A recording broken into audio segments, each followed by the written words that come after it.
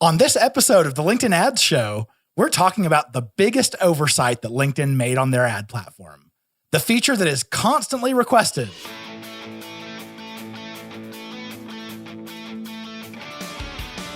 Welcome to the LinkedIn Ads Show. Here's your host, AJ Wilcox. Hey there, LinkedIn Ads fanatics.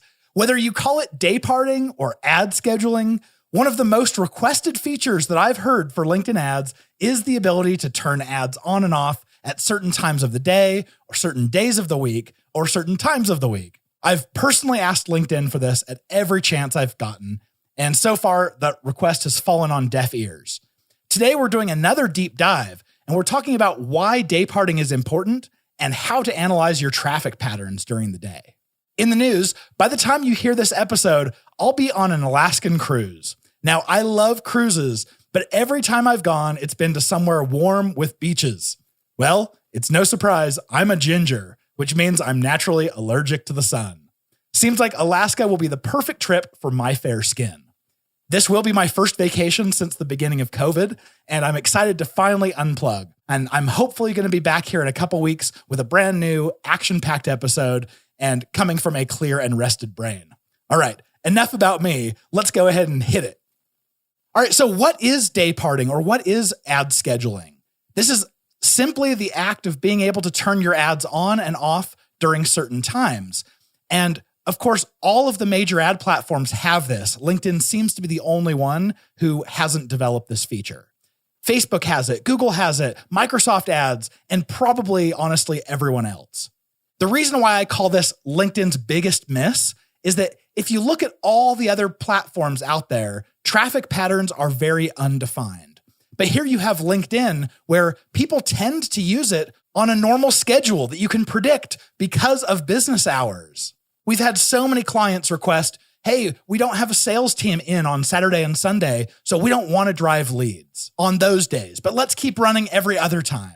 Or maybe you just only want to run during business hours, or maybe you only want to run on weekends. Because LinkedIn's traffic patterns are so predictable, it makes it really important to be able to define your traffic by what time of day and what day of the week they're on the platform. So LinkedIn really is perfect for day parting, yet it hasn't ever developed it. An analysis that you can definitely do is go into Campaign Manager and export as much of your data as you can by day. And then what you can do is add in a new column in Excel for day of the week. Then you can use an Excel formula based off of the date to figure out which day of the week it is. Then with one pivot table, you're aggregating all of your ad performance data to find out which days of the week work best for you. I'm obviously breezing through this. This isn't a class on Excel, but we've done quite a bit of this. And what we've found is that obviously the weekends usually have less desktop traffic, a lot more mobile.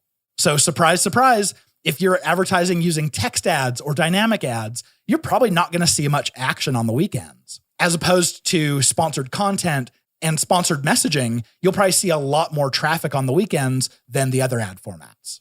We generally find that Tuesday is the best day. It's the one with the most impressions, the most click volume. But we recently had a client where Tuesday was constantly the worst day. So don't always count on that. Monday and Wednesday usually are pretty top two. It's like Tuesday is number one, and then Monday and Wednesday are 2 and 3. We consistently find that holidays don't perform very well. So if you're looking for a way to save your budget, it might be a good idea to pause on holidays. If you're going to do this analysis and start looking at your campaign performance by the day of the week, you'll probably want to compare things like your click-through rate or your engagement rate. You'll probably want to look and see which days spend the most, which ones have the highest costs per click or the highest cost per lead. And if you're not amazing at Excel, go grab one of your colleagues or coworkers who is and show them this segment. They'll know exactly what to do. All right, here's a quick sponsor break, and then we'll dive into hourly analysis. The LinkedIn Ads Show is proudly brought to you by B2Link.com, the LinkedIn ads experts. If the performance of your LinkedIn ads is important to you, B2Linked is the agency you'll want to work with. We've spent over $150 million on LinkedIn ads so far, and no one outperforms us on getting you the lowest cost per lead and the most scale. We are, of course, official LinkedIn partners, and you'll deal only with LinkedIn ads experts from day one. Fill out the contact form on any page of b2linked.com. We'd love to chat with you about your campaigns. All right, let's jump into an hourly analysis. So what's so interesting about the platform is LinkedIn does not give us hourly reporting, which means you might figure that certain hours of the day are less helpful to advertise during as others. And this is definitely true. So we've spent a lot of time on these analyses, and we'll tell you it's a lot harder to get access to. If you really, really want to follow us on this, you can do this analysis, but fair warning, it's going to suck. It's not a fun process. What you have to do is log into your campaign manager account every single hour on the hour and make note of all the stats, the number of impressions, the amount of spend, the number of clicks, number of leads, etc. And then every hour during the day that you get data, you subtract it from the data from the hour before, leaving you with just the amount of data that was generated during that last hour. You're going to want to continue this for ideally at least a week. Like I said, it's totally going to suck. You're going to have to get people from around the globe all helping you to do this. And then, of course, you will have to adjust for some errors. Every so often, you'll log into Campaign Manager and the stats will have changed. And you might find that during a certain hour, you see a negative value for number of impressions or amount of spend. That's hard to deal with. As a shameless plug, I will mention that if you don't want to do this yourself, the clients that we work with, we do this analysis for them.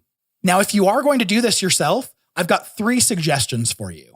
First of all, don't bid too high, because that could cause you to run out of your budget before the whole day is complete. Let's say your budget ran out by 4 p.m. You'll notice a lot of zeros after 4 p.m. that day until it resets for the day. On that same note, don't budget too low. You need to make sure that you have enough budget for the whole day. So again, you don't run out and have your ads stop partially through the day.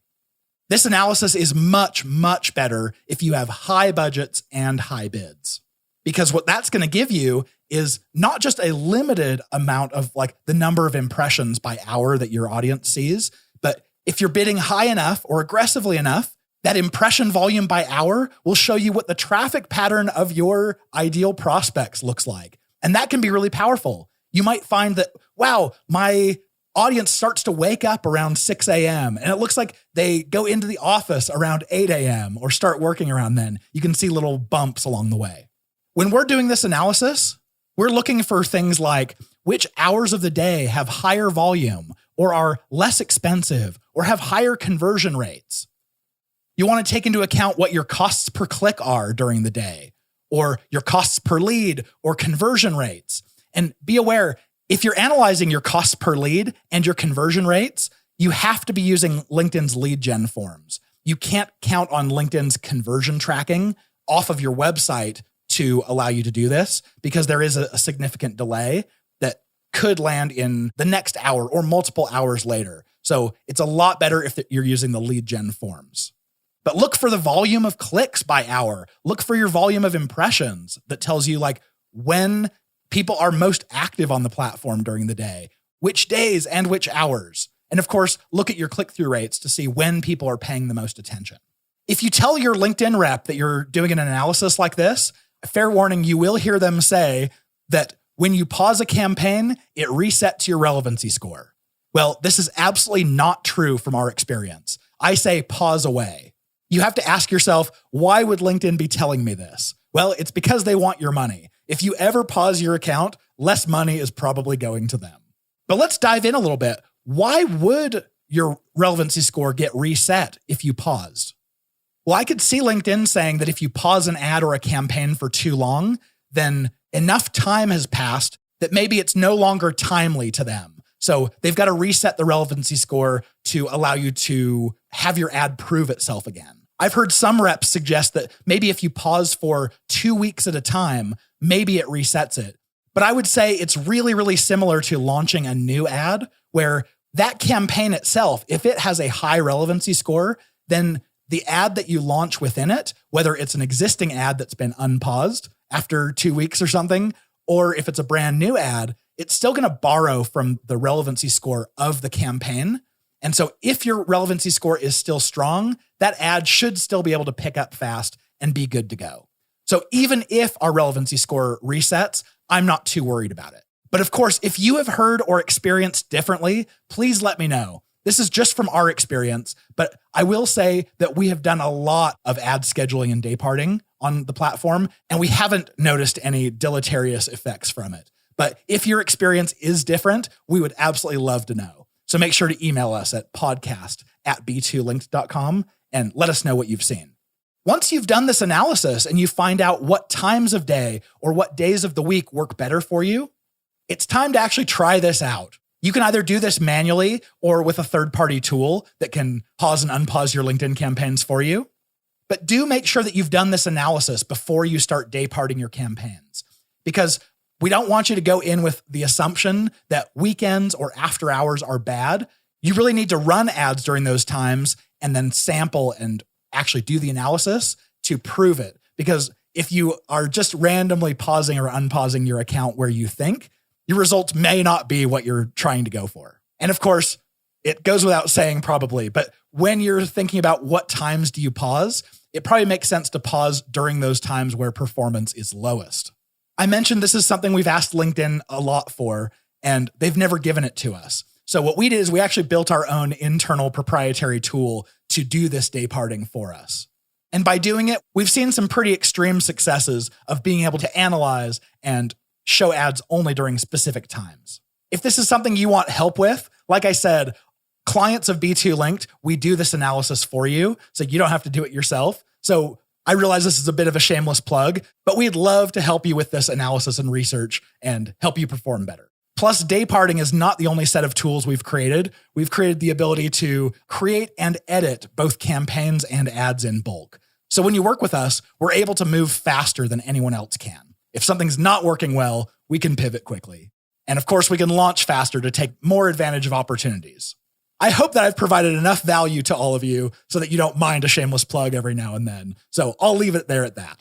All right, I've got the episode resources for you coming right up, so stick around.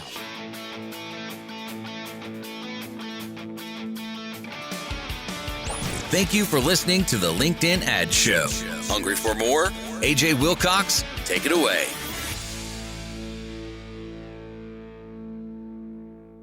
Okay, resources for the episode. If you or someone you know is trying to learn LinkedIn ads, check out the link down below in the show notes to the LinkedIn Learning course that I did on LinkedIn ads. It's by far the most comprehensive and inexpensive course out there. And if I do say so myself, being the author, it is really good. So definitely check that out. Also, on whatever podcast player you're listening to, hit that subscribe button. And also, please do rate us. And if you would be so kind, leave us a review as well. The reviews really, really help. You'd be doing me a giant favor. With any suggestions, questions, feedback on the show, email us at podcast@b2linked.com. And with that being said, we'll see you back here next week, cheering you on in your LinkedIn ads initiatives.